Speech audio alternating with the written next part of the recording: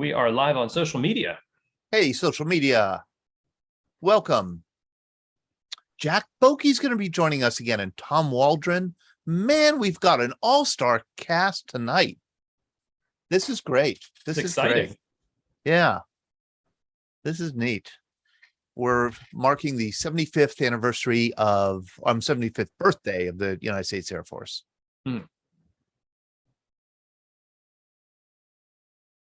Before Space Force, Air Force was the youngest branch of service. Air Force or Space Force in 2 years now? I'd say 2 years. Yeah, I think it was 2020. Yeah. Oh, here we go. Okay.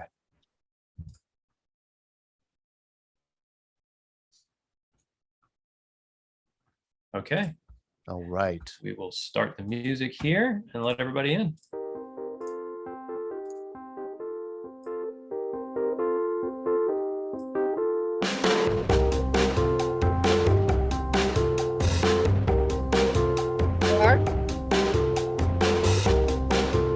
Hi, Anne-Marie Boki.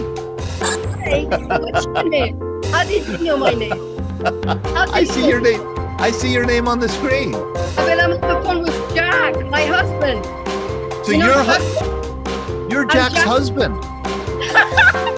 I mean, oh my gosh, you're Jack's wife. I'm starting the conversation here during the theme music. Are you on? One moment. What's your name? Because he was telling me. Here he is. Hi, Jack. How are you? He says, I cannot come on. I got him in. I sent him the link that Scott sent me.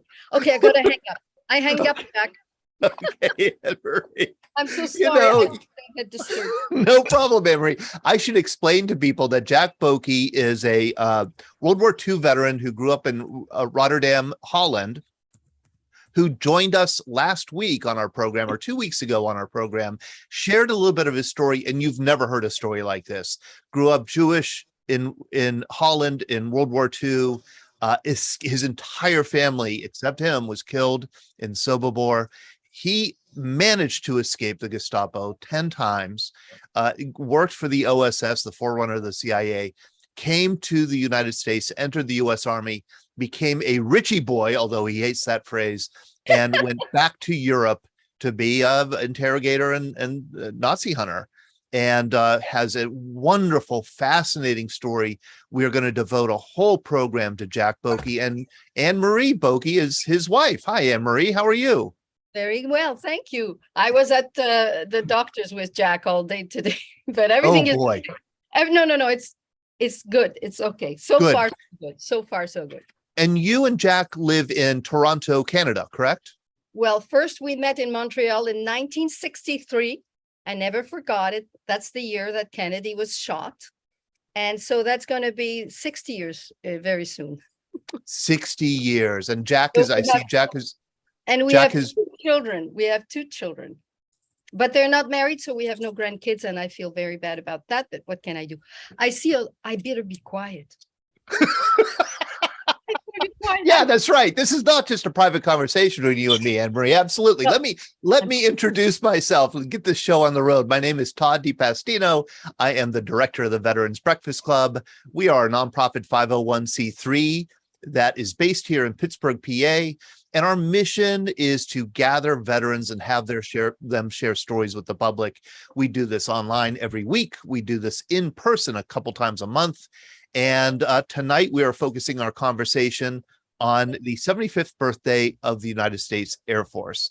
Before Space Force was born, I think it was 2 years ago, Sean and I were trying to figure that out. I think officially Space Force became a thing 2 years ago in 2020. Before that happened, Air Force had the reputation of being the youngest branch of service and maybe the most innovative, certainly the most dependent on technology. And so that meant that the profile of those who serve in the Air Force is different and has been historically different than the profiles of those who serve in other branches of service. So we're going to dig into that tonight. I sent out an email specifically asking some of our Air Force veterans if they could join us and talk to us about their service. And of course, what makes the Air Force, I'm not going to say better than every branch of service, not better, even though, well, Okay. I'm not going to say it. I'm just not going to say that it's the best branch of service. I'm not going to say that, that's where you go if you're smart and if you don't want to live out, don't want to dig a hole and live in that hole. If you do want that, there are other branches that will do that for you. But the Air Force is not that branch from what I understand. So we're going to talk about the Air Force, the food, the housing, the leisure activities in the Air Force, and of course, the work that Air Force personnel do. With me is Sean Hall. Hello, Sean, back from a week's vacation. How are you? I'm wonderful, refreshed, and missing everybody. So happy to be back. Great to have you back. And I see a lot of people who are here for the first time. Ralph Lang from Michigan. Hello, Ralph. Good to see you. Air Force veteran, career Air Force veteran. We're going to hear from him. He was a pilot. I see Tom Waldron, another pilot. Tom, if you wouldn't mind unmuting yourself, because we're doing a whole program devoted to you. And why don't you tell people what we're going to focus on when we have you on November 21st, just so people will be informed. You read me loud and clear? I do read you loud and clear. Well, this old body just turned 83 in August, so it's getting older. But 52 years ago, I was a flight instructor, one of the first fixed wing guys that went into Jolly Greens, and one day my boss called me in and said, "Shut the door." And I don't know if you ever had a boss call in and ask you to shut the door, but you knew something was coming. Says, "We need you to volunteer for a special mission. Can't tell you what it is, but come back and let me in the morning and tell me if you're going to do it." There. So, never volunteer, but so next thing I know, we're flying north. We did a regular IP job and we started flying with Army guys dressed up like they're going to battle somewhere. But we didn't know. We thought we were going to Cuba. And somewhere in November, our boss calls us all in. Well, a little bit before that, we went over to Fort Walton Beach area. There's another place there that has a big secret building in the middle. You have to go through tons of security just to get back in the middle. And there was a POW camp back there, a model of it. And they said, "Gentlemen, this is Barbara.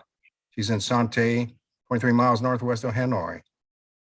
Men being held inside are called items, prisoners of war. They're items. You, my friends, are going to bring them home for Thanksgiving. Any questions?" So that was the beginning of planning, making some planning changes on the Sante raid. And I was 31 there. And I'm one of the few guys still around. Not that I just happened to be younger when this stuff happened.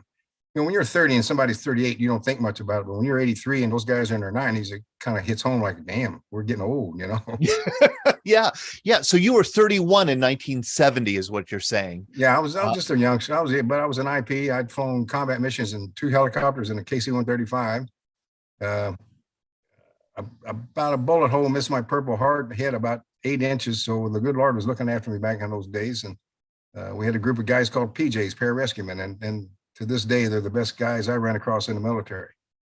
And on November 21st, 1970, you participated in what is known as the Sante Raid, the raid on a Vietnamese, North Vietnamese POW camp in an attempt to rescue some American POWs being held there. They're estimated over about 65, and there were 56 Army Special Forces headed up by Colonel Bo Simons. I tell you what, they all called him Sir. They didn't call him Bo. And I'll explain it on November. We'll go over more detail on why did we became the gunship on the mission. And we'll explain that later on why they had to do that, because there's an H-3 landing in the compound. But we never really interact. When you're doing a mission like this, it was day to day. We were instructors. At night, we'd do this stuff. And we didn't know where we were going for a long time. And the CIA or somebody with civilian suits, they tamp your phone, make sure you're not, security was primary. I've given a speech on, if you go on YouTube, Sante Raid, and put my name Waldron, there's about a 32-minute blurb I gave at our last Jolly Green reunion a couple of years ago. And Marty Donahue, the gentleman I flew with then, was still alive then, but he's since passed away. It was a real cliquish group of people then. The fighter pilots would bow down when you came in the room because we kept hundreds of them out of the damn POW camp. And we lost, the year I was over there, we lost 2 crews, got shot down. And that's one book called I Flew with Heroes, just to honor a couple of our brothers. We had a lot of brothers. We have different mothers. There's I Flew with Heroes. And I'm going to send some of those to you that donate them to you to sell to the members and just use the money for whatever you want to. Thank you so much, Tom. I appreciate that. And this is, again, Tom Waldron's book, I Flew with Heroes. Is his story of the Sante raid from 1970. Yes.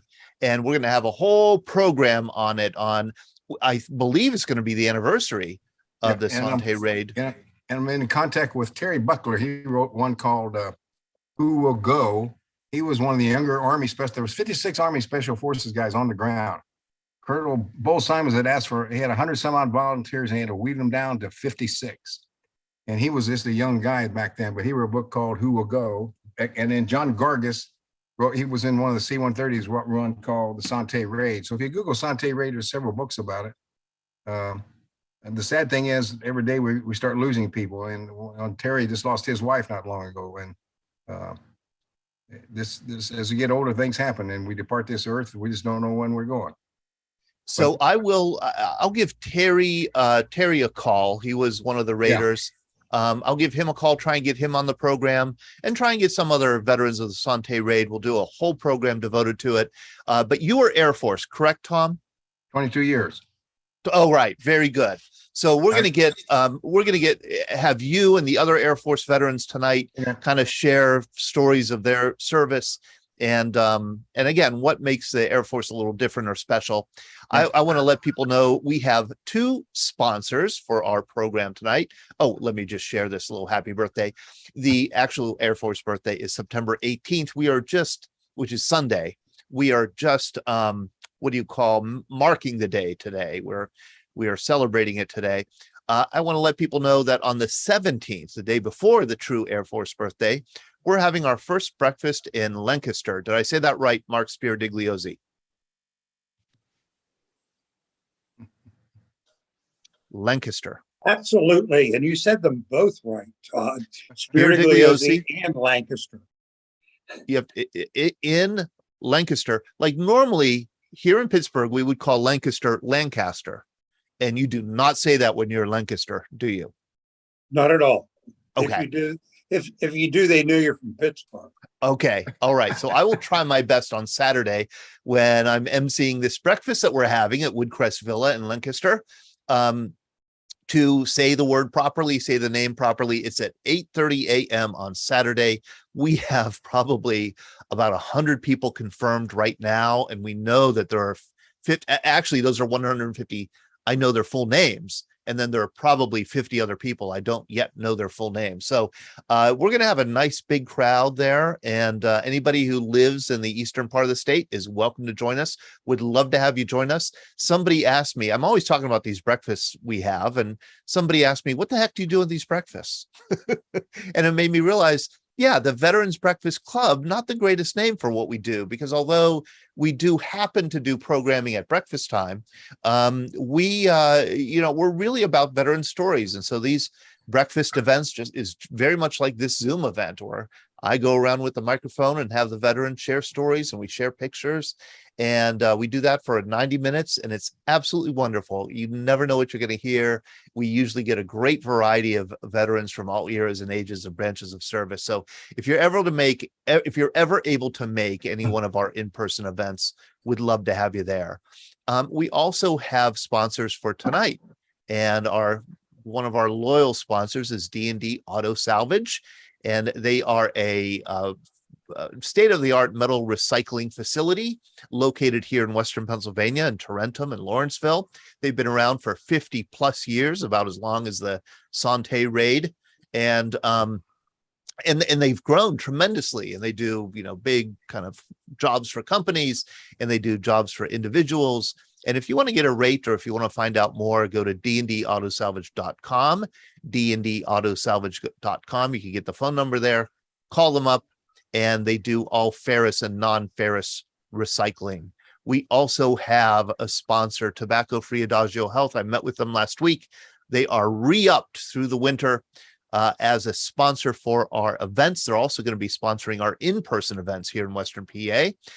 Tobacco Free Adagio Health Adagio Health is a nonprofit that focuses on improving healthcare outcomes for women and families. That's the focus.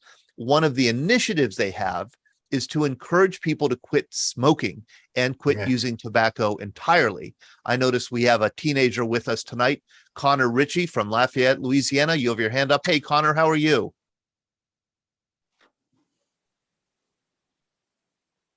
I'm going to ask Connor, put him on the spot, ask him if he uses tobacco.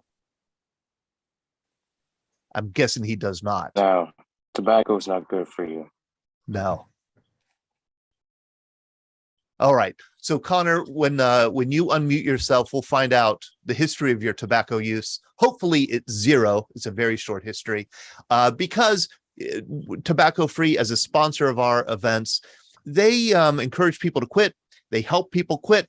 They encourage non-smoking kind of policies around the country, and they educate people about the hazards of tobacco use. You can find out more at tobaccofree.adagio.org. That's tobaccofree.adagio.org. Hey, Sean, don't we have a new scuttlebutt today that came out? We do. If you did not join us a couple of weeks back, Ron Gianta gave us a wonderful presentation here on Zoom about the PACT Act, a lot of particulars about it and what you should know and be aware of, especially the expansion of Agent Orange exposure. He did a really wonderful presentation, PowerPoint. I took that video, chopped it up, created a podcast out of it. But in addition to it, I added a conversation with post 9/11 war veteran Ryan All, who you may all be aware of. Ryan frequently visits our in-person events. But Ryan served in Iraq. He's current reservist, Army veteran. And I thought it would be interesting to chat with him about what it means to him that the PACT Act has passed and the particulars that he is understanding through the vet center where he works. So part one is Ron's take and Ron's information. And part two of the conversation is Ryan All and I talking about the PACT Act. You can find the episode on our website and on YouTube, and I'll put the link in the chat. Very good. Thank you so much, Sean. That is the Scuttlebutt podcast, which is different from the live event that we do here. It's Sean in conversation, usually with another veteran, about a focused area of military and veteran life and culture. We call it the Scuttlebutt Understanding Military Culture, because that is I think that's one of the premises of the Veterans Breakfast Club. Sean is not a veteran. I'm not a veteran. Connor Ritchie, who we see from Lafayette, Louisiana, a teenager, not a veteran.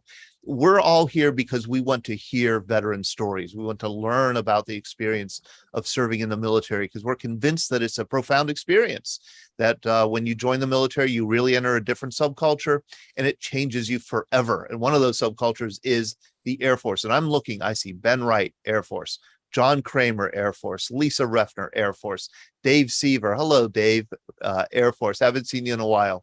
Ralph Lang, Bill Boswell, James Roush. Are you Air Force? I can't remember. No, he's just here to learn. I know Larry Gamrett is not Air Force. He's Army all the way. Larry Googans is Air Force. George Zwagstra is Canadian Air Force. George, let's start with you, because you live in Halifax, Nova Scotia. You served. Your story, actually, your World War II story, I think has been well captured in VBC magazine a couple issues ago. Growing up in the Netherlands, near where Jack Boki grew up, and working as a 10-year-old in the resistance. George, you moved then to Canada after World War II, and you ended up joining the Canadian Air Force. Do you want to unmute yourself and tell us why you joined the Royal Canadian Air Force?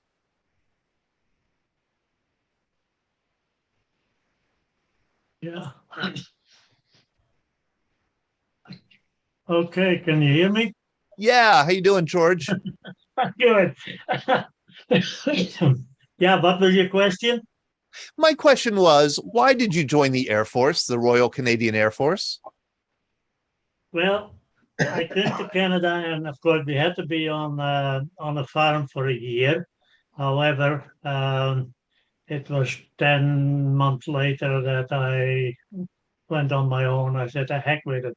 But when you left before the year was up, the immigration wouldn't look after you. So my parents were here, so I had a roof over my head to go to. So I said, "The heck with it." And I did a few other little jobs, and then I thought, well, I got to do something a little better than this. So I put my name in for the Halifax City Police, the RCMP, and the RCAF. And I told myself, whoever wants me first, that's the one I'm going to. So they all had to check me out in the Netherlands, and the RCF came back first, and that's when I joined in February '54. February 54, you joined the RCAF, the Royal Canadian Air Force. What was your job in the Canadian Air Force? Well, first we had a training, and then we had a technical training, and then I went into electricity, electrical. Electrical, Yeah, like on planes? on planes. Yeah, Oh, maintenance wow. on planes, and yeah, Okay. So electronics, Yeah. aviation electronics. yeah. And after 3 years, I couldn't get out of them what I wanted.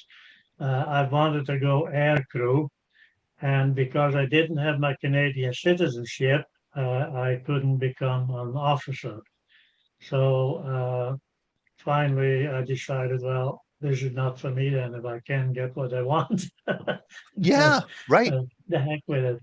Anyway, during the 3 years that I was there, I had 3 crashes under my belt, and I survived 3 of them. So, yeah, and you wonder sometimes, did I have to get out, or was somebody looking after me? I don't know. But anyway, it are 3 years. Hold on, George. We got to rewind this. You said you had 3 crashes under your belt? Yeah, Hold it. Does that mean you were on 3 different airplanes that crashed? yeah. But nothing serious. I think any But, crash in an airplane is serious. No, you know, at the time I was single, and I mean, you're out for adventure. So anyway, I always wanted to bail out of an aircraft, but I never had a chance because the last one was on fire when and they told us that they could probably make the airport. So anyway, we did make the airport, and when we got there, they had a runway all foamed, and ambulances were waiting and all this, but we made it. So, okay, not that I'm suspicious of you, George. Don't, but here is a young kid who wants to bail out of an airplane. And it just so happens that 3 airplanes you were on caught on fire and crashed. No, they didn't all catch on fire. Okay, just one. Okay. All right. Yeah. One caught on fire.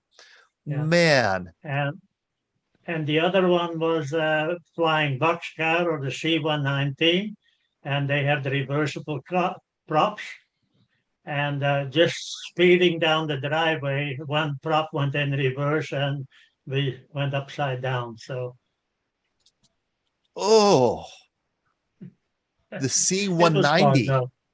Yeah, it was fun. It was fun. Yes, it was.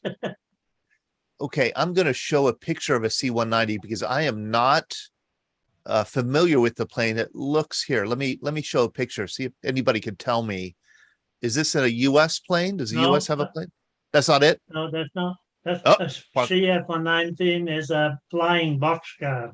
Oh, flying boxcar. CF-190. Yeah. Okay. Yeah. I think he's saying CF-119. It's a transport plane. CF-119. Thank you for that clarification. We depend on. Oh, here we go. Oh, yeah. Sorry about that confusion. That was my fault. Here is that. So picture this plane and then flying it turned upside down. No, that's an American one. Oh, well, close enough, George.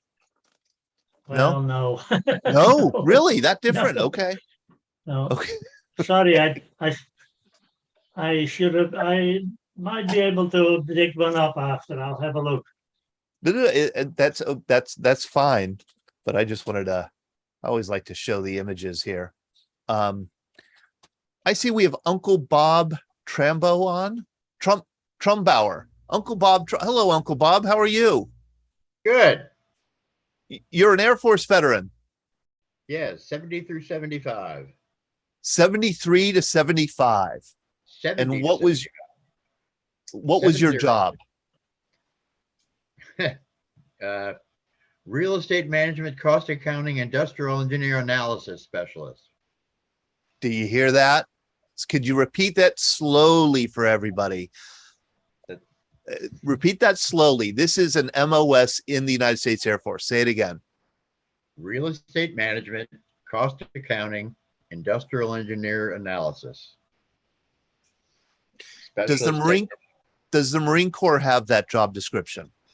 Yes, they do. They do? Sure, every service does. Are you serious? They all have to take care of and maintain their buildings and account for their money. And so every service has them. You just don't hear about us. You just don't hear about it. So this is a highly technical job that you had in the Air Force. Yeah, a little bit. Did you enjoy your time there? Loved it. Why? What did you love about it? Wouldn't have traded it. I obviously it was a time in the world of when I didn't have a choice about going into the service. It was the Army, and my brother served 2 tours in Nam, and I wasn't going to Canada or anywhere else, but I wasn't going in the Army.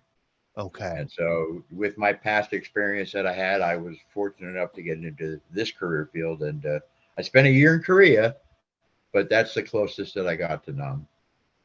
What was Korea like in the early 1970s? Unbelievable. It was, if you hear stories about the Republic of Korean Army that fought in Vietnam, when the Viet Cong heard that there was a a Korean Army unit in the area, they left the area. Yeah. They were flat scared of the Korean Army. Yes. And that's their military culture in that country. But I was there and we were getting rid of a Quonset hut building that we were going to tear down. Well, the ROCAF, the Republic of Korean Air Force, said they wanted it. And we said, okay. And we just figured they'd dismantle it and move it off. No, they brought like 100 guys and they put wood timbers across the whole thing. And they all just picked up the building and walked it about 3/4 of a mile down the road.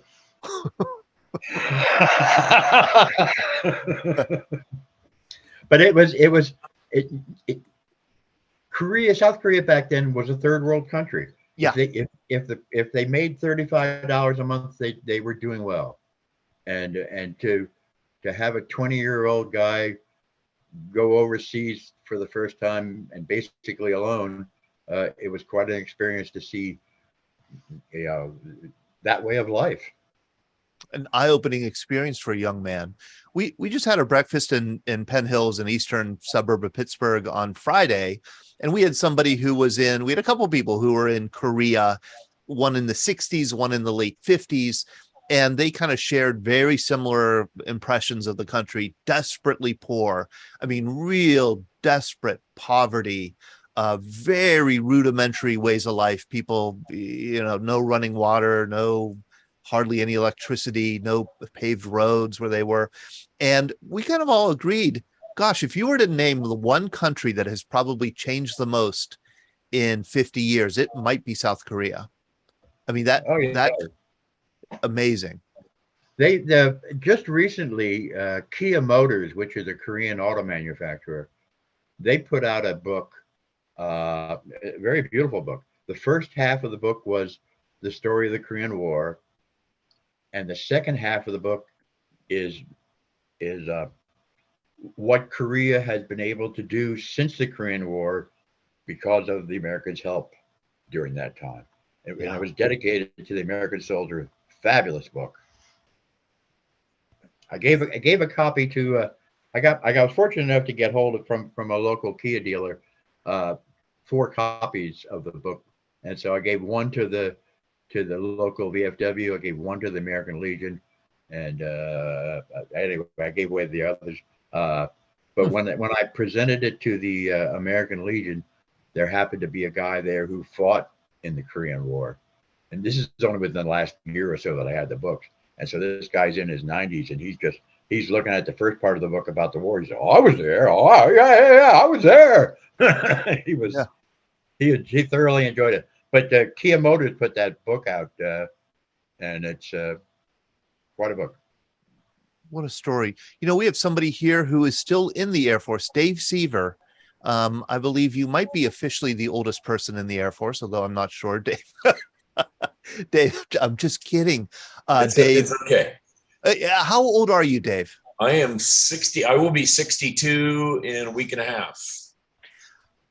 When do they finally kick you out of the Air Force? November next year. November next year. Yes. That's it. I have a date. And tell us a little bit about your history in the Air Force, when you joined, what your job is. So I was the ripe young age of 43 when I joined. I had a whole career, 17-year career in juvenile corrections, went back to nursing school, found out that I could still get in the military, which is something I'd wanted to do younger in life, but never did for a variety of reasons. So that was my chance to get in. Because they take medical professionals at older ages. So that allowed me to get in. So I've done some interesting things. I deployed to Kuwait in 2007. That was when they did the surge in Iraq. I was in Afghanistan in 2010 when they did the surge there. I went to New York City in 2020 for COVID. Last year, in fact, a year ago today, I was still in Qatar. We did Allies Refuge when they did the pullout from Afghanistan, and we had 58,000 Afghan refugees go through Al Udeid Air Base in Qatar in a 16-day period. Wow. So that was an adventure. And I just got home Saturday from Maxwell Air Force Base, where I was the medical group commander for ROTC field training. And where is Maxwell? So it's in Montgomery, Alabama, not a garden spot. So it's right in the middle of Alabama, hot and humid. I think I just found a picture of you here. Hold on. And this is a recent one, I think, here. Is this you? That's me. That was me. They were anti-hijacking my bags to get on the C-17 to go to McGuire Air Force Base, and then be bussed into New York City when we deployed for COVID. And here it is. That was for COVID. Okay. Right. Boy. And so when you joined the Air Force at the ripe old age of 43, you were married with a family? Yes. What did your family think? So they were very supportive, but I joined the reserve so that I wouldn't be PCSing or moving every 2 or 3 years. It wasn't fair to them. Yeah. To move them around on account of my career. Right. Would you say that you're then the past, almost 20 years, kind of a fulfillment of a dream that you had of serving in the military? Oh, absolutely. I would do it all over again. Really? Absolutely. You're going to miss it, Dave. I will. What the heck are you going to do? Have some extra time on my hands. I don't know. Yeah. Take up a hobby, learn small engine repair. I don't know, something. Well, Dave, one of the things that fascinates Sean and me about veterans is that one of the things that all veterans seem to get out of the service is that sense of camaraderie, that sense of common mission and purpose, that community, you're part of something larger. And in the civilian world, we just don't have that, as you know. Right. Will you be looking to kind of fill that space, or are you at the age now where you feel you're, ready to move on to another stage? I've made some lifelong friends in the military, still keep in touch with folks I was deployed with, a decade and longer ago. Made some new friends in Alabama, folks I'll keep in touch. In fact, this coming weekend, I'm headed down to Andrews Air Force Base because they're having their air show down there this coming weekend. And 2 of my troops that I had working for me at Maxwell are from Andrews. Oh, how neat. Plus some folks that I was deployed with in Afghanistan are in the area. So I'm going to try and connect with them as well while I'm there. We have another medical professional, Rose McDermott. Rose, if you want to say hello, please do feel free. I believe that you now work at the VA, and I think you're no longer in the Air Force. I'm positive you're no longer in the Air Force, but a flight nurse, I think is what Rose McDermott was. Feel free to unmute yourself if you want to share a little bit of your story. Would love to hear it.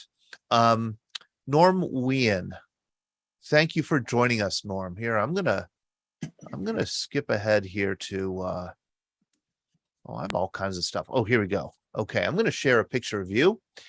You know, teenage kids sometimes think that everybody in the Air Force flies planes or is a, bombardier or a gunner on a plane or something like that. What was your job, Norm? I was a personnel admin officer.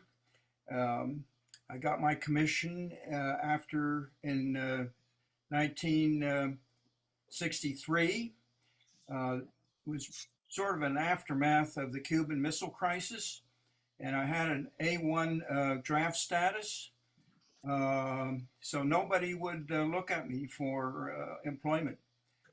So I said, might as well get it over with. And it was one of the best things that ever happened to me.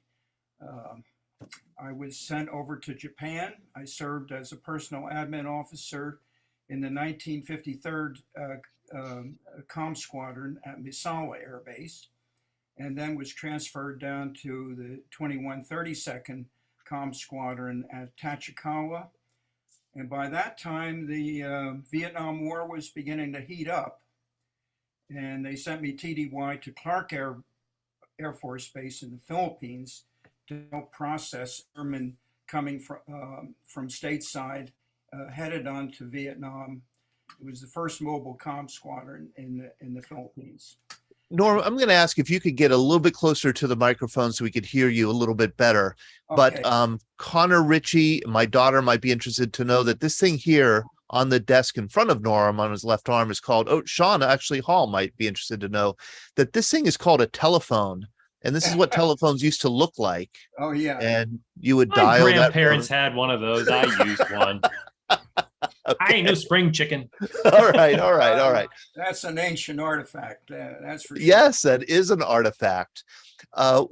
What's is this? That? Yeah. That's a voodoo. 101 voodoo. Correct me, guys. That was from Misawa. Misawa. That's a 101. Yeah, it was mainly, you can see the black nose cone there. That's a camera. Oh, got it. There's a lot of reconnaissance work over Russia, basically. Oh, got it. RF 101. It's an RF 101. Yeah, RF 101. Okay. That's a 124, I believe. I'm not sure. Yeah. C-124? Yeah, we called it Old Shaky because when I first arrived in Japan at Tachikawa Air Base, headed north to Misawa, we got in that thing and you just didn't believe it ever get off the ground. I mean, it was so slow going down the runway, and everybody was holding on for dear life. But what is it used for? Is it a small cargo plane? Not being a flyer, I'm not really familiar. It looks like there's 2 decks of windows there. It sure does look like there are 2 decks or 3 decks even. Yeah, of windows. Todd, this Jerry, that was one of the largest cargo planes at the time, and it had the range to go overseas. Oh, how about that? Back okay. Yeah. It had a big cargo hold. Yeah, it looked like a barn inside when it opened up, So this was bigger than like a C-54 Skymaster? Well, I wouldn't say that. But at the time, again, we're in the 1960s there. Okay. It was a cargo. And it looks like is this some kind of communications thing, the funny bulbous nose it has? Again, I'm a personnel officer, but I think that's a radar. Radar. Okay. Okay. Old Shaky. Yeah. That's the tail of a C-124 that was parked out in the tarmac at Misawa. That's what I came up on, basically. So I snapped a picture of it as I turned my back on it. Neat. Yeah, great picture. Great shot of the tail. Yeah. Marines had a contingency there, so this is a Marine air crew. I'm not sure what that is. One of the guys can help me out. Is that a F5 or I'm not sure. F4. Yeah, is it It's an F4B. Okay. F4B Navy. F4B Navy? Yeah, the Okay. Navy had a contingency there. I never quite figure out what they were doing there. And you could tell this guy's a Marine. Yeah. Oh, yeah. That insignia on his hat. Right. And you were at Barksdale also.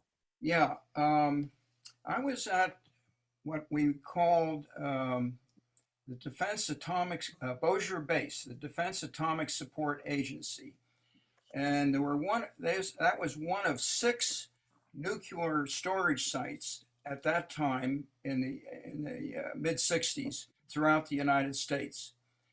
So it was protected by triple electrified fence around the perimeter, as you can sort of see there.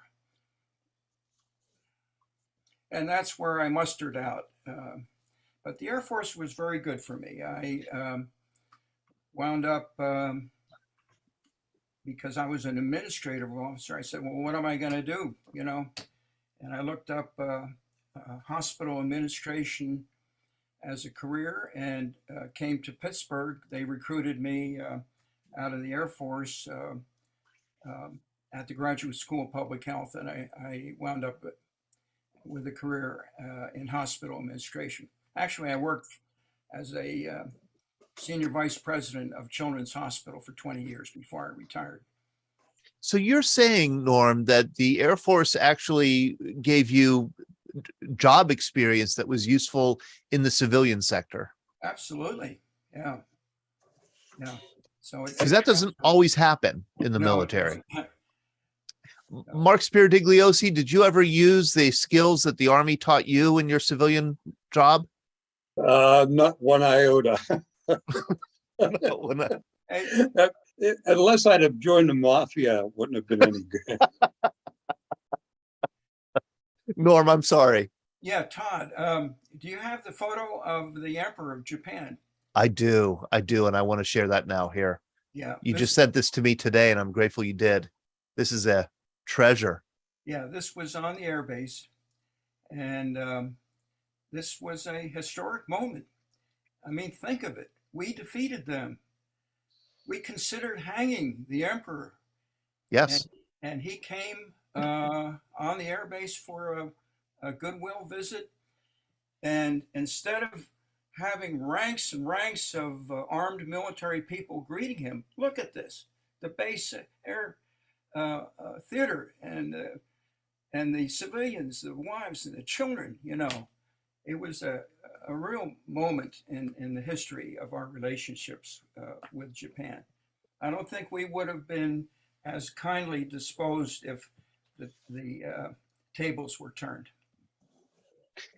It was, so the emperor's in one of these automobiles. You can see it's a procession, right? Yeah, it's a classic. I don't even know what kind of car it is, but it's his personal car. Man, is that neat. So this is 1963. That's correct. You know, not too long after, 18 years after the end of World War II, the emperor he was not hanged, he was not executed. Right. He was allowed to sit on the throne and be head of state, continue to be head of state. And that relationship between the US and Japan became really important in the Cold War. And here he is coming to your base. That's right. Historic moment. The war's over. New alliances. How about that? Thank you, Norm. Thank you for joining us tonight and sharing a little bit of that history. Okay, thanks. This is great. This is interesting. Oh boy, I saw the sad news here in the chat that Pee Wee Martin passed away. Connor, that is true? 101st Airborne. Do you want to unmute yourself and tell us what you know about Pee Wee Martin, Jim Martin? Yes, I would. Jim Martin was a great veteran and a good person to speak to. He was in the 101st Airborne Division, and they participated in the Normandy invasion and the Operation Market Garden and the Battle of the Bulge. And he was one of the last surviving original Toccoa men that were trained in Camp Toccoa, Georgia. So he was a great gentleman, and it was my honor and privilege to have known him and talked to him about his story. Yeah, here he But is.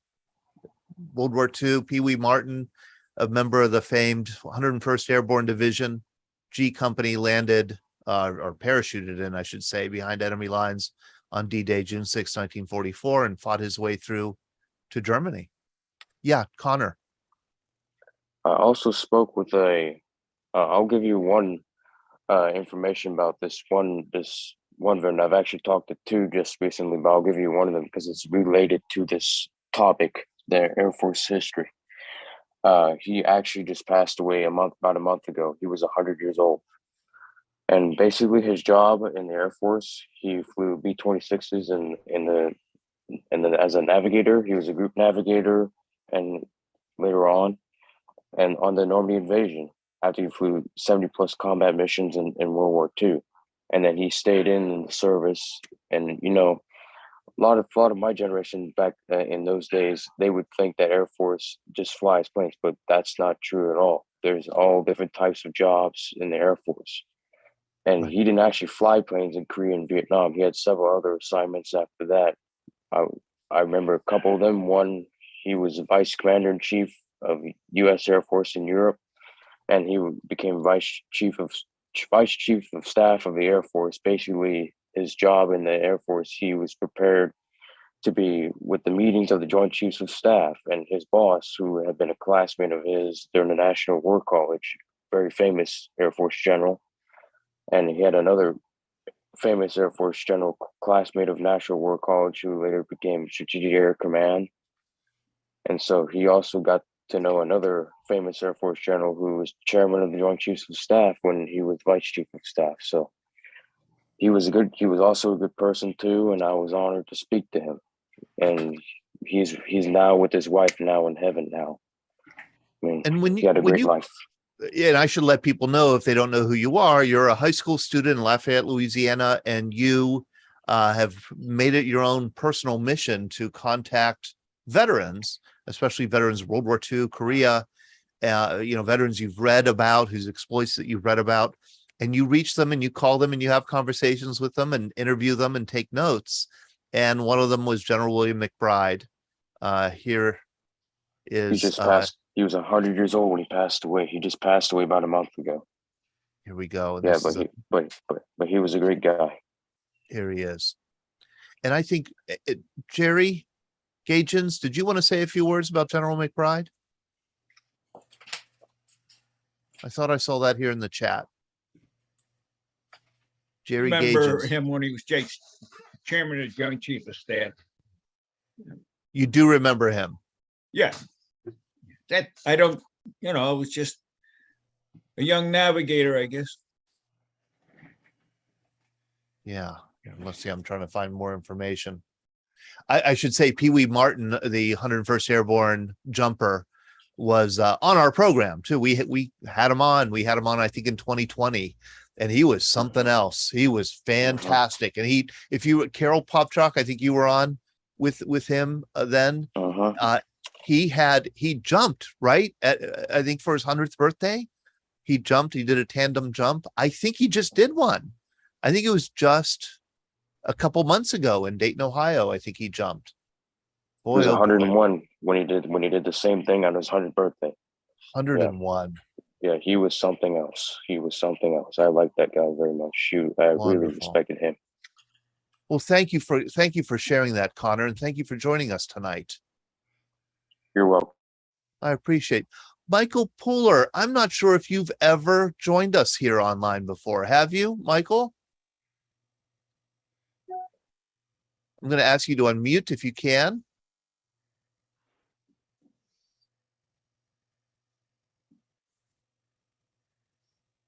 Can you hear me now? Yes. How are you, Michael? I apologize. Good. How are you guys doing? I'm doing well. Thank you for joining us.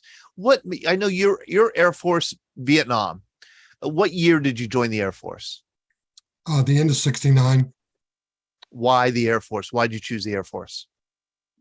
Because I didn't want to be in the Army. Why didn't you want to be in the Army? Come on. I'd lost a couple pals and had a Navy buddy die on the forestall I had a pal who was an air traffic controller in the Air Force, and I thought I'd go down that route, but they flunked me out, said I was colorblind, and ended up being security police. Here we go, colorblind again. So they flunked you out because you were colorblind, so you couldn't be air traffic control. Yeah. And you became Air Force security police. I did. I actually had the privilege to guard 3 of the most unique things in the military. The easiest one was the last one, Bob Hope, when he came to our base in when was that? 71. That was pretty cool. But he had Jim Neighbors with him, and Vita Blue, you might remember, as a baseball pitcher.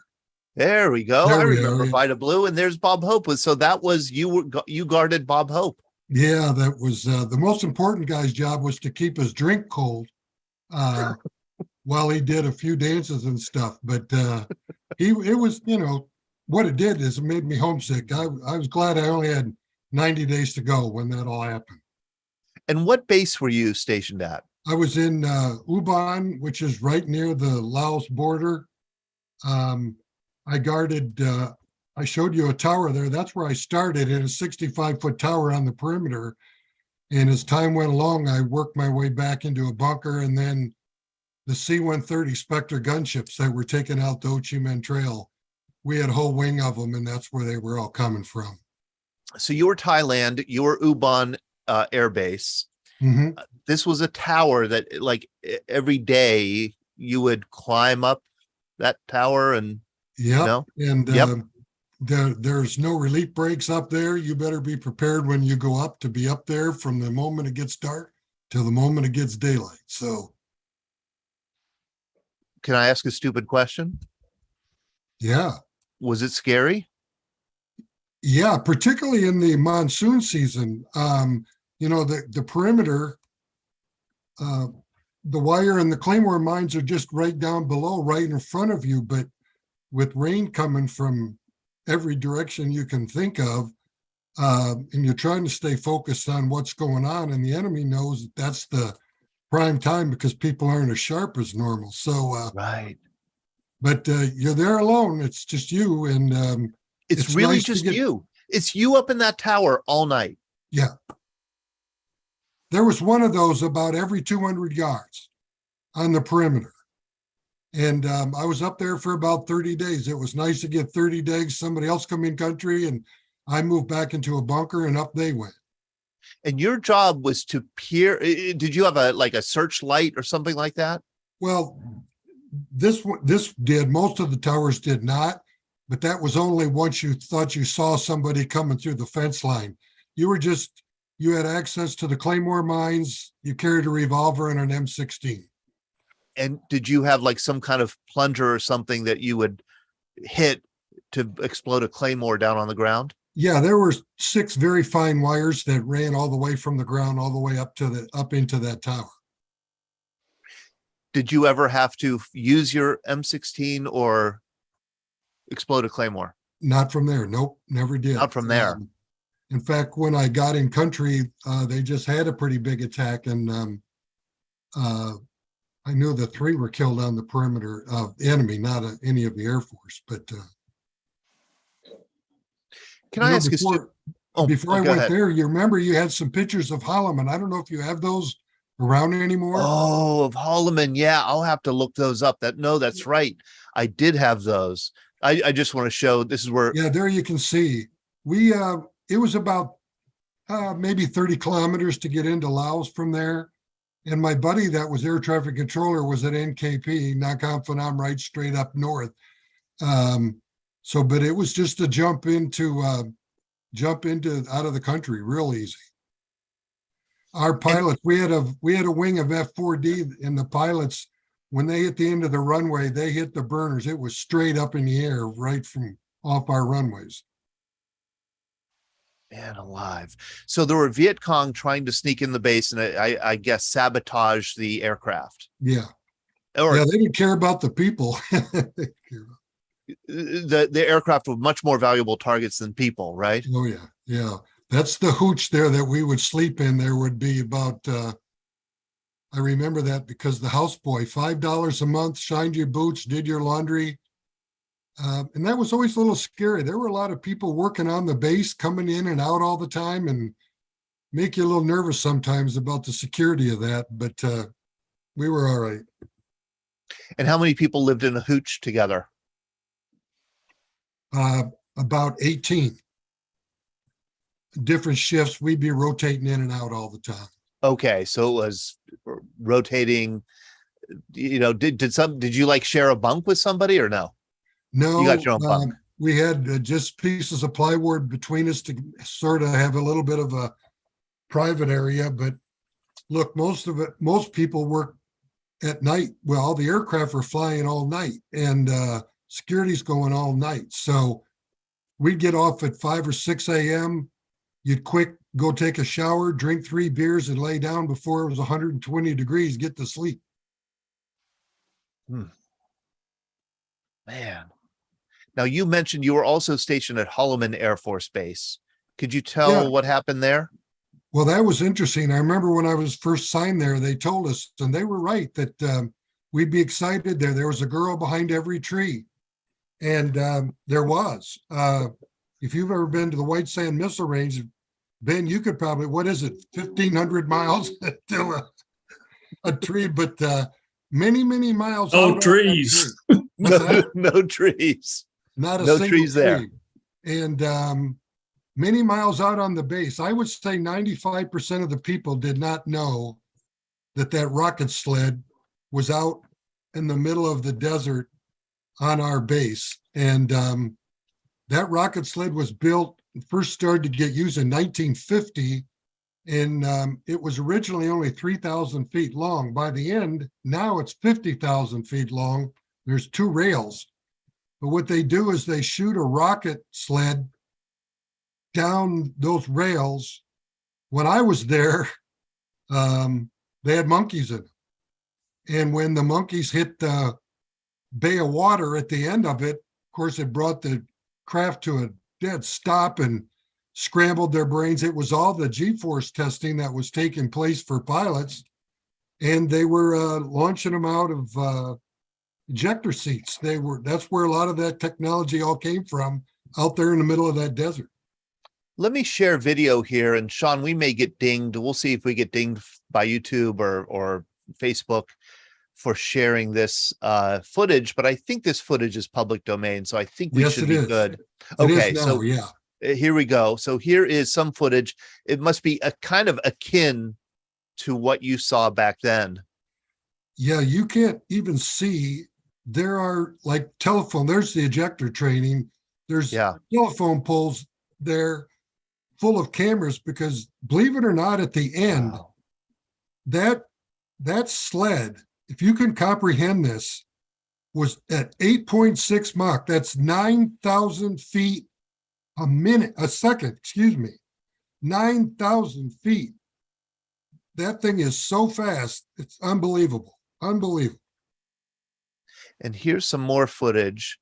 And this looks like it's more your era. Let me see if I can get it here. Yeah, Air Force rocket.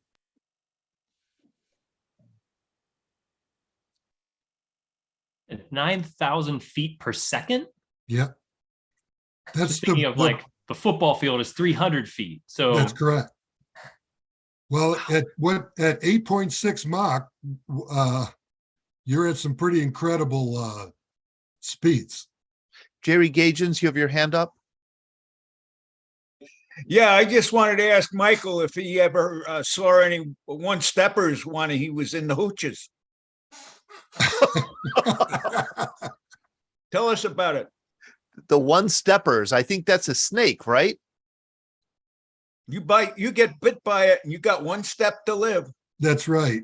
You know what? The fear for me was in the bunkers, not in the hooch. Yeah.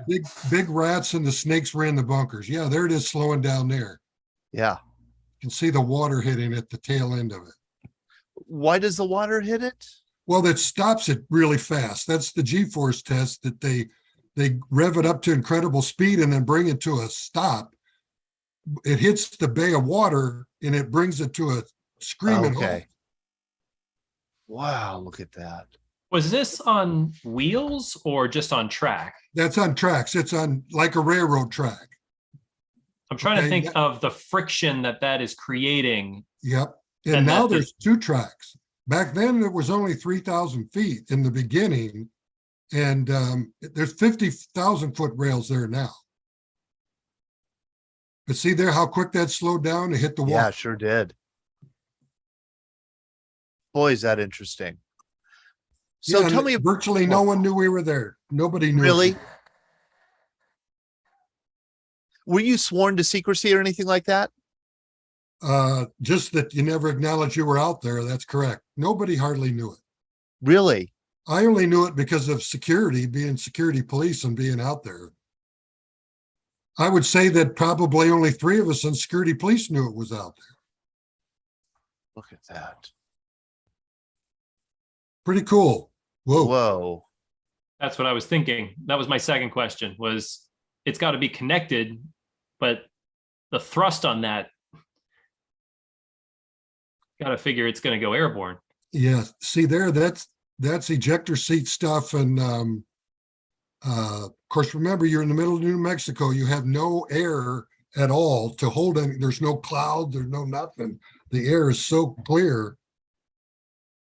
Wow. That is fascinating. Yeah, it was a Mike- unique time. Yeah. First of all, tell me more about the rats in the bunker. Well, And the biggest How did story you I could feel them on my feet. You know, I'm in M60 position and you can feel them. And I remember one night I don't know where I got an apple, and I got this bright idea to set the apple out alongside the bunker. And when the rat would come out to get it, I was standing with a sandbag over my head to get him when he came out to get the apple. The problem is that when he came out, he was so damn big, he carried the apple off. It stunned me. I didn't even throw the bag. I was shocked how big it was. And hell, it was like the size of a small cat. I couldn't believe it. So you just learned to make sure you had your boots on tight. oh gosh, is that gross? Oh they my were huge. gosh. People, Larry, I see all Larry those Gamrot. folks looking could tell you they saw rats like that. It's unbelievable. Larry Gamrot, you're raising your hand. Okay, when I was in Vietnam, we had rats that big in Vietnam in some of the bunkers we were at. Yeah. We had them. They were big. And honest to God, I shot one. And I thought I was shooting a buffalo or something. That's how big it was. Getting ready to attack one of my buddies, I guess. Oh my. Yeah. Well, Todd, remember you have you don't have public sewer or anything, and with monsoon you have all this water lane, and it's so unsanitary, and it's not surprising that you grow some pretty big varmints out there. That's for sure. Did they bite you? Like, did they harm you? No, Or is it you could just feel them at your feet. You know, there's a Ugh. hole. They dig these holes underneath you. You know, underneath the bunker, and you keep filling it in and trying to get rid of them, throw poison down them and stuff, but they're so big, there's so many of them, you can't stop it. What's funny is we were required to have a Thai policeman, an armed guy with us in the bunker, and they were useless. They just sat in the corner, got under their poncho and went to sleep. And I always thought that the rats would grab one of those dudes instead, but didn't have a problem with it. They didn't have a problem. Let me remind people why that September 18th is the birthday of the Air Force. It was because of this legislation that you see President Harry Truman signing, I believe, on July 26, 1947. It's the National Security Act, one of the most important pieces of legislation, I'd say, in the past 100 years. It did a lot of things. It created the Department of Defense. It eradicated the War Department, what used to be called the War Department. It brought the Air Force, the Army, the Navy, all under one roof, and the Department of Defense created a Secretary of Defense. It created the Air Force as a separate branch of service, peeling it off of the Army, which it had always been part of the Army. And then It also created the CIA, the Central Intelligence Agency, and the National Security Council. So it was a big omnibus defense bill that was signed into law and really transformed our kind of national defense profoundly. This was the first Air Force One, I guess you would call it. It was a C-54 called the Sacred Cow. It was Harry Truman's, and he used it as it was the presidential airplane. I have some statistics that I thought that I would just share with you because the Air Force is unique. It's not as big as the Army. 35% of the armed forces in 2018 active duty was Army, 24% Air Force. So 1/4 of all those in the military serve in the Air Force. The same number serve in the Navy. You can see how small the Coast Guard is. Just 3% of those who serving on active duty. Marine Corps also very small, 14%. You could also see here that the Air Force has a distinct age distribution, and it was not quite what I thought it would be. I thought there would be a lot. I thought that the age distribution of the Air Force would look more like Navy. There are a lot of 45 years old and older people in the Navy compared to other branches of service. I thought Air Force would be the most, but it's not. However, it does, you could see that it doesn't have a lot of 17 to 24-year-olds like the Marine Corps does. You can see the Marine Corps, very young branch of service, very young. They have more very young people in it than the other branches, and they have few very older people in it than the other branches. And you could also see that this middle-aged 35 to 44-year-old swath is contracted also. So that's the age, but that's officers. Here is enlisted in the Air Force. Matches somewhat. You can see how many young people there are in the Marine Corps, and again, fewer than that in the Air Force, but much fewer in the Coast Guard. Oh, and age cutoffs right here for recruiting. Air Force, 39 years old. Sean, you could not join the Air Force if you wanted to. Probably be a civilian in the Air Force. Yeah, you could be a civilian in the Air Force, right? Right. And then we have percentage. So the Air Force has, I think this has gone up. I think Air Force is now surpassed Navy in the percentage of women in the ranks. I think it has. I think it's almost up to 25%. And you can see that it climbs and then goes down and then goes up again. Marine Corps, of course, has the smallest proportion of women in the service. And we have at least one woman with us here who served in the Air Force, Lisa Refner. You're Air Force veteran. I think Lisa's with us. Yes, she I is. am. Hey, I'm Lisa, here. how are you? I'm fine. Why did you choose the Air Force? Oh boy. I'll be honest, Army, Marine, as a female, it kind of intimidated me. And I knew that when I went in, I also wanted to finish my college education. So I looked at the Navy and I looked at the Air Force. In truth, because I went in 92, if the Navy had women on aircraft carriers, then I probably would have went Navy. But I knew I was going to end up behind a desk. So I went, Air Force had the better education opportunity. And so I went with the Air Force. And I read something I read recently said that when you join the Air Force, you essentially, almost no matter what you do, you end up getting the equivalent of kind of 1 year of college, 1 year, right? Yeah, I would say so. I mean, I went to basic training, and then I went to tech school at Keesler. Now, I was an information manager, but here's the interesting part about it. They sent me, and sadly too, when I went into the Air Force, you couldn't do what you wanted to do. My ASVAB scores were high 70s, 80s. So theoretically, based on my scores, I could have had my choice of what to do. I wanted to work on aircraft. They didn't want me to work on aircraft. So I went in as an admin. Went through school, then went to Keesler for tech school, got to my first base, which was Scott Air Force Base.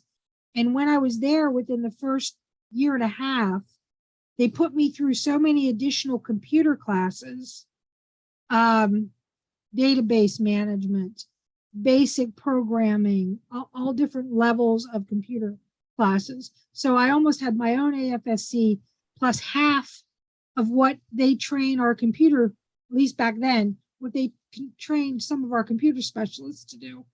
So yeah, you do end up with quite a significant, I'd say, yeah, like your gen eds. If you want to look at gen eds in college, you get a lot of it. You do a lot of writing. You do a lot of, I worked with computers. It's a lot of mathematical reasoning, things like that. So yeah, the additional training they put you through. Plus And I how had old Microsoft certifications. How old did you say you were? 18, 19? No, I was 24. 24. Okay. What was basic was training like 24. for you? Was basic training a shock and surprise? It was interesting for me. When I went in, I was older. I had tried college, changed my major 3 times and said, oh, I can't keep doing this. So you also can't live at home when you're 24. It's not easy. So went into the Air Force and I got there. And what was funny was the majority of my flight, other than one other, the girl who ended up being the dorm chief, the TI, I had a female TI too. And let me tell you, female TI, female flight, that is a bad juju. So it just is bad. You don't want a female flight instructor, or anyways. But she was great though. I loved her, but boy, she didn't play. And one other one, she was 21. So she asked me to be the dorm chief. I didn't want to deal with it. It was a headache. I said no. So the 21-year-old ended up, the majority of the girls in my both bays were anything from 18 to 21 years of age. I was definitely the old maid, for lack of a better term. And I had less patience for the BS, for another lack of a term. And I think too, that was helpful though, because the TI, they basically, basic training is to break you down and build you back up. Right. And a lot of it is head games. At 24, head games did not faze me one bit. Right. I could get in my face and scream all she wanted, and I just looked at her. She got no reaction. So a lot of what they went through didn't really faze me. I was just like, get me through, get me through my inspections, get me through my PT training, get me to the next level. So it wasn't, the hardest thing for me was, I guess it was just, I was impatient. I was like, get done. At my age, I didn't want to have to do a lot of the silly things. But got through basic training, got through tech school. I was what they call a Pop-Tart in tech school. I was done in 3 weeks. So it's self-paced. So you go in and everything's computer-based. So Right. You're studying, you take the tests, and if you pass it, you move to the next thing. Right. So I was done with a 6-week program in a little under 3 weeks. So they called us Pop-Tarts. I'm guessing that it was the right thing for you at the time, your Air Force service. It was amazing to me. Actually, I found a place where I fit. I was good at what I did. I got lucky when I got to my first base. I happened to sub for an airman that was on leave for 3 weeks. So they normally, for what I did, information manager, they put you in the mailroom because it's a good place to learn everything that's going on. It's also a good place for you to study for your upgrade training. I filled in for an airman that was on leave in the commander's office, sport group commander's office. That led to 6 months down the road when he PCS'd, the commander came back and said, I want her. So it got me into the command section. So it gave me a boost in my career. I made senior airman below the zone. I had a 20-year plan. And if I hadn't been injured, I'd have done 20, 21, 22. So you would have stayed in. Oh, yes. I loved it. I was good at it. And it was structure. I knew what I was wearing to work every day. Yeah. I knew what my basic expectations were, and I was able to pivot when needed. And it was a place that I fit. Right. So yeah, I loved it. I truly did. How Truly neat. did. Thank you, Lisa. I want to invite people to ask questions if they want to ask questions or make a comment, either as an Air Force veteran or as a non-veteran or as a veteran of another branch of service. If you want to make a comment, we'll be, or ask a question. Hey, Larry Gamrett. Yes. Okay. What I wanted to say about the Air Force, when I was in Vietnam myself, we always had fighter bomber aircraft that flew over our LZ. And every morning you would hear on the radio, it would say, "Good morning, Amy." And that was the pilot, all right, telling us that. And he would fly from the valley up over our heads. So one day we decided we're going to just take the howitzer we had and turn it towards that particular area. And all this pilot had to say was, "I dare you to do that to me." Because he was fully armed, all right? Yeah. Imagine what an F-16 or 14 would do to you if he decided to get mad at you. I can't. Saved our behind many a time, and I really appreciated everything they did. And thank all the guys that served him. They were our buddies, man. Believe it or not. You have said that before, Larry, at our events, that you know that the Air Force saved you many a time, and you were very grateful to see those planes over you at just the right time. Every time we got in trouble, they were the guys that helped us out. They flew all the way from Da Nang down to where we were. It took them about 20 minutes to get down there. And God help anybody who was in their eyesight. And they were really great. And I flew with a combat pilot in Civil Air Patrol, right? And so I had a lot of experience with the Air Force that way. I was there for 13 years. Yep. That's considered the fourth component of the Air Force.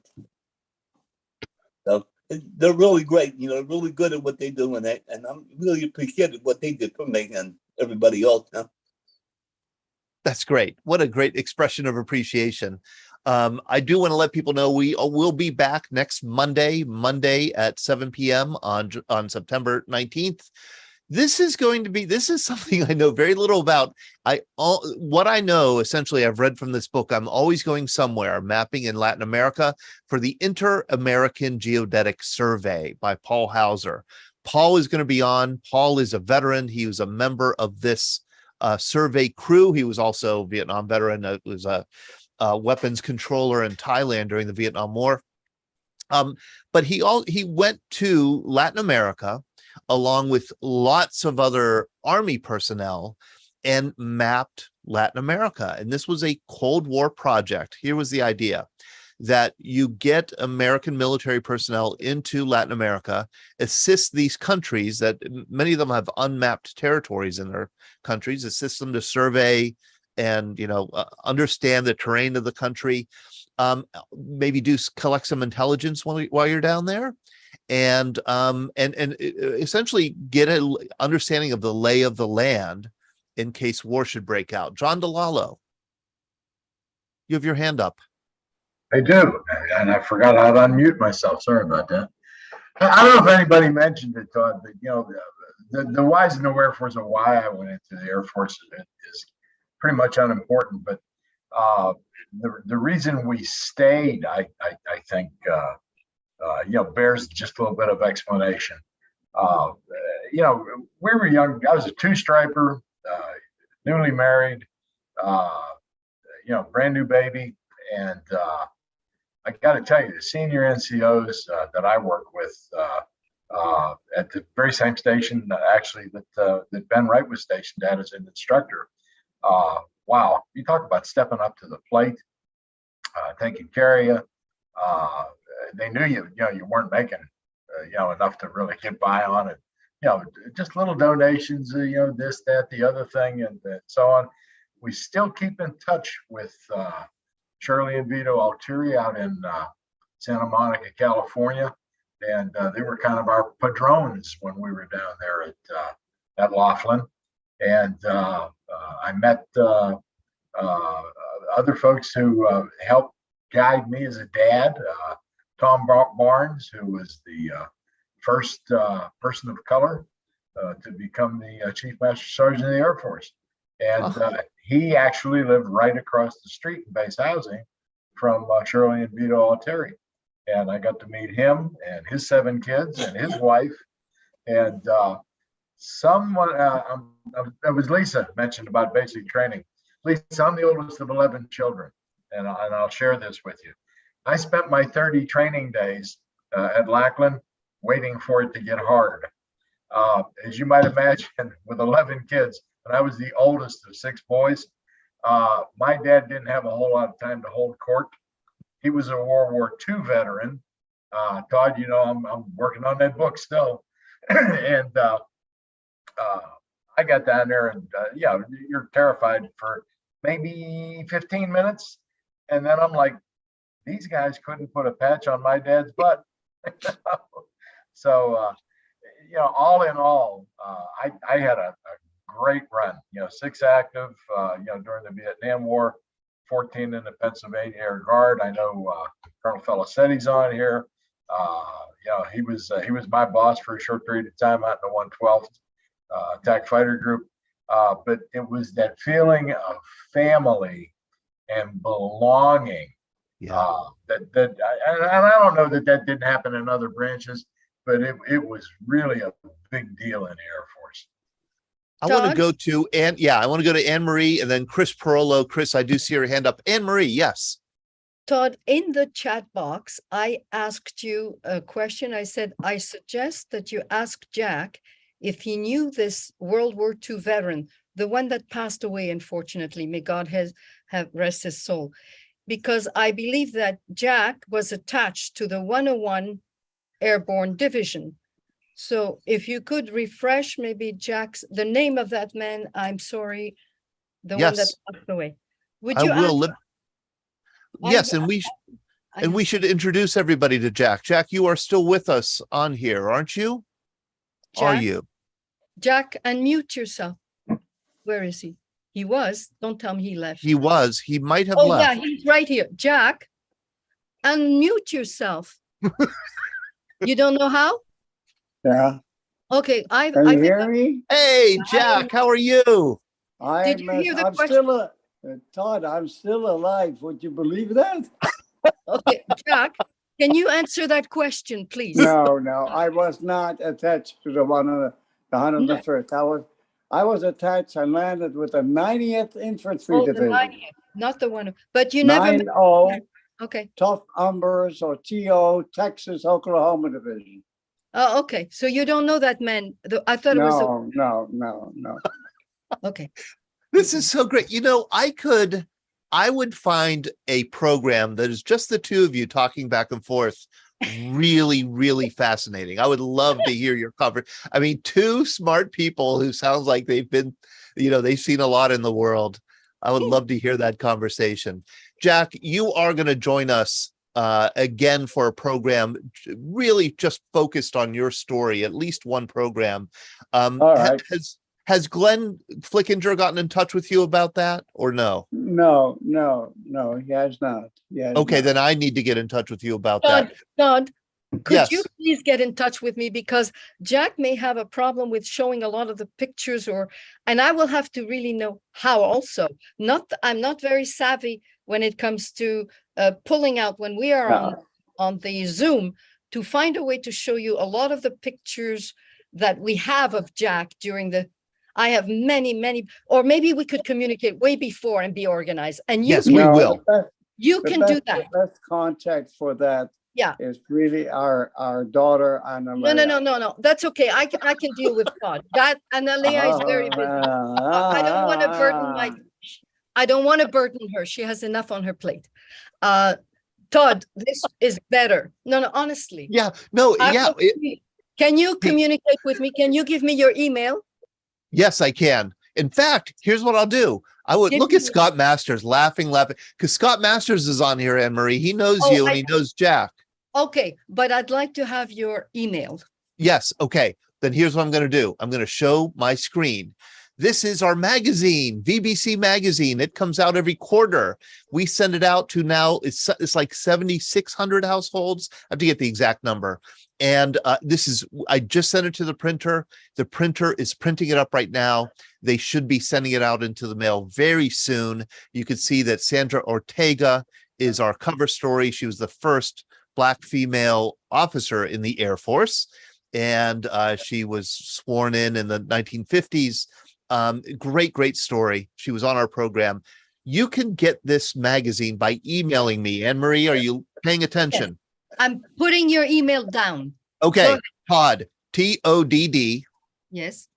At veteransbreakfastclub.org. That's TODD. I got it. Veteransbreakfastclub.org. Okay, let me know. Veterans with an S. Breakfast. Yes. Veterans with an S. Yes. Veteransbreakfastclub.org.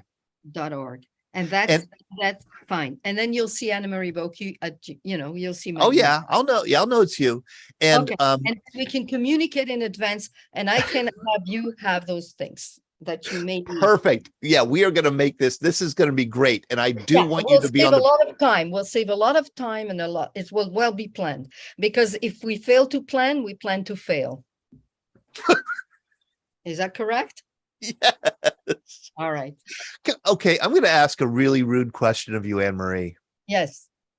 Forgive me. No, go ahead. How old are you? Oh, I just had my birthday on September 7th, but I won't. Okay, I'll tell you. I met Jack. I was 18, turning on 19. We have 21 years difference, and I don't want to talk about it. So we are 60 years together. Okay. It's not rude. It's not rude. It's just women don't like to give you. Oh, I know. That's why it is rude. I know. People say, no, it's not rude. No. You're fine. You're lovely. And me piace la lingua italiana. I was going to speak Spanish. I bring it up only because you seem so incredibly youthful. I am young at heart. Okay. Yes. So, why do you think Jack is still around? Because I stopped him to stop smoking.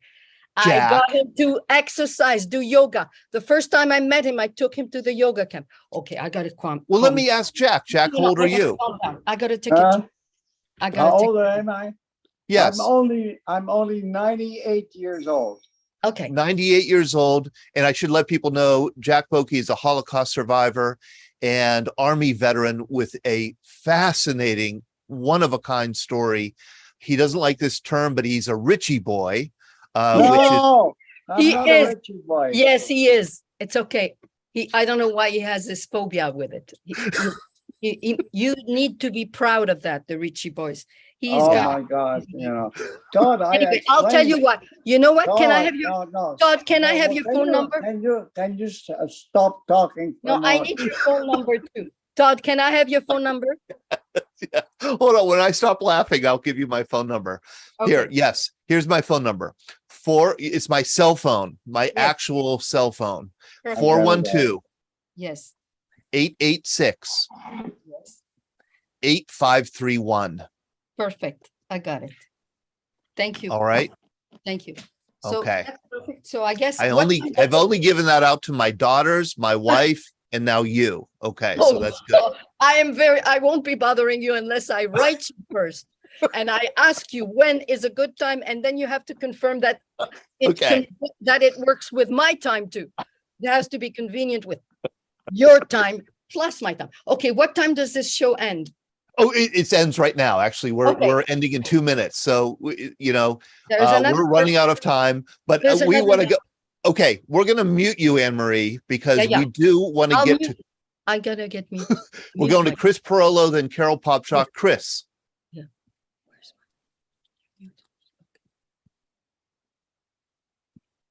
Sorry, since we're so short on time, I'll be brief here. First of all, buonasera, Anna Marie, and Todd, that was good. Ladies first. That was well done. Very good. Just want to mention that everybody knows the Marine Corps Marathon, but actually the Air Force Marathon is the only other DOD sanctioned military marathon. And whereas the Marine Corps has been doing it for 47 years, on the 17th of September of this year, the Air Force will run their 26th annual marathon. And it's in Dayton, Ohio at the Wright-Patterson Air Force Base, right at the museum there, the Air Force Museum. So hats off to the U.S. Air Force and their marathon every year around their birthday time. So I'll end it there. I won't tell you the rest of the stories. No, tell me the rest of the story. We can go over a little bit. Come on. All right, real quick. The boxcar, when I was 7 years old, there was a squadron at Greater Pitt from 58 to 61 of the boxcars, and they flew overhead of my neighborhood, and they were the very first piece of military equipment I ever saw in my life, not on TV, but actually saw it.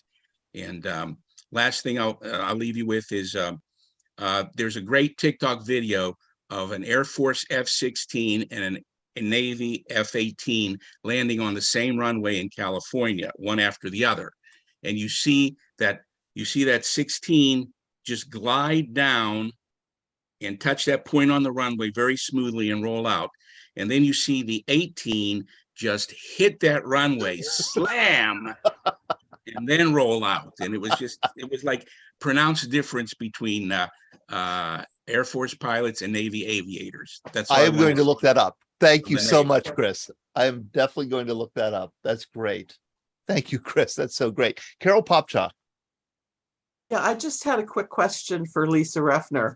I'm intrigued by that nickname, the Pop-Tarts, and I'm curious, was it used to designate everyone who finished in 3 weeks, or just women who finished in 3 weeks? No, it was by AFSC. Most people at Keesler were there anywhere from 6 weeks, 8 weeks, in some cases 12 weeks. But because we were admin and we were self-paced, we were out in anywhere from 3 to 4 weeks. So they called us Pop-Tarts. You're in, you're out. So that was not a very loving name given to you by everybody else that was down there in all the other schools. So that's why we were Pop-Tarts. Some of us faster than others. Larry Googans. Watch how fast I'll be. There's a question in the chat box about how many people does it take to get an airplane in the air. I can only talk about fighters. The squadron that I was the ops officer in, A-10 squadron, we had 26 aircraft, 500 people in the squadron. So 20 per aircraft would be a number. However, there are still a ton of other support personnel. I'm just talking about direct support of the aircraft. So the number we used was 20 approximately per aircraft, but that can go up in the hundreds because of everybody else on base. So you can go 20 to 100. I think John DeLello said 100, so somewhere in between. That is fascinating. Directly to support a fighter about 20 aircraft. 20 so people. direct support for fighter aircraft, 20 crew, 20 people, ground crew, air crew, 20 people. That's a good round number. And I know that we were a single squadron of A-10s when I was in Korea, and there were about 500 people in the squadron. So you figure it out. I mean, I think that comes out to 20. That's great. 400. That's something. good. Okay, over now. And then, okay, very Unless good. you need anything else. Ben Wright. I'm sorry, what were you gonna say?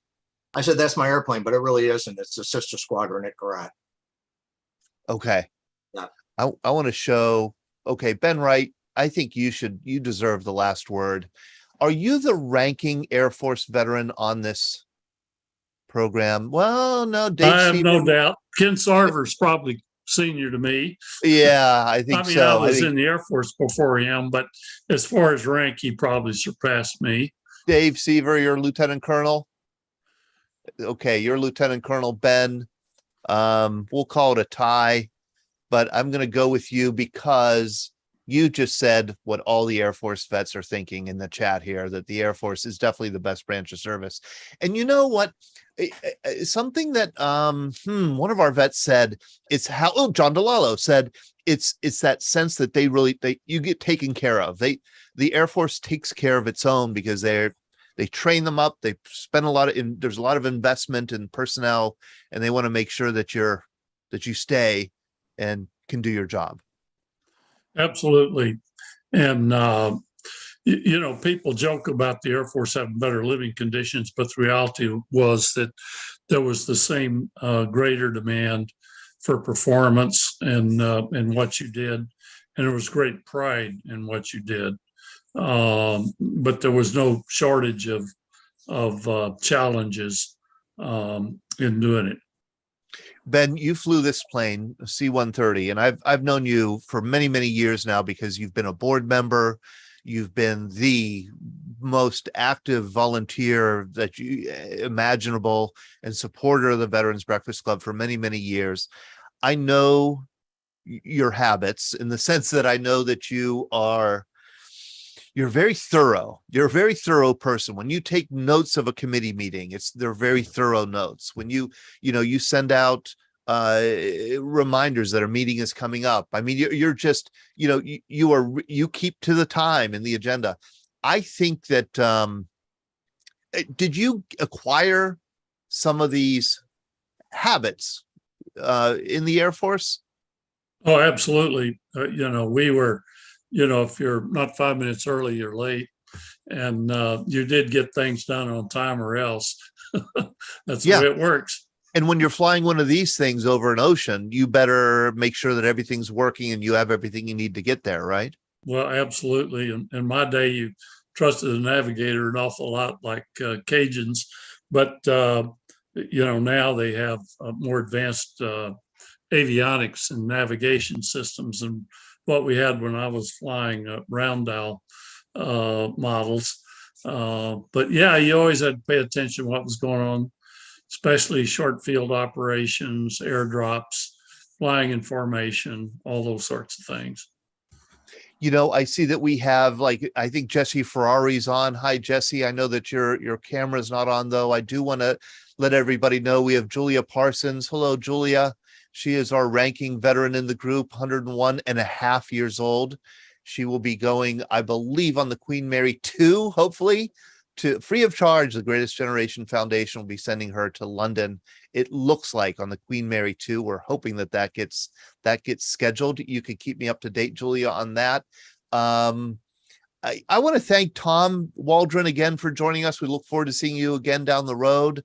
Connor Ritchie, our youngest participant tonight, thank you. It's so meaningful and important that we have you join us. Uncle Bob, this is your first time with us. You've earned the nickname Uncle Bob, so I think that's going to stick if you join us again, and I hope you do join us again.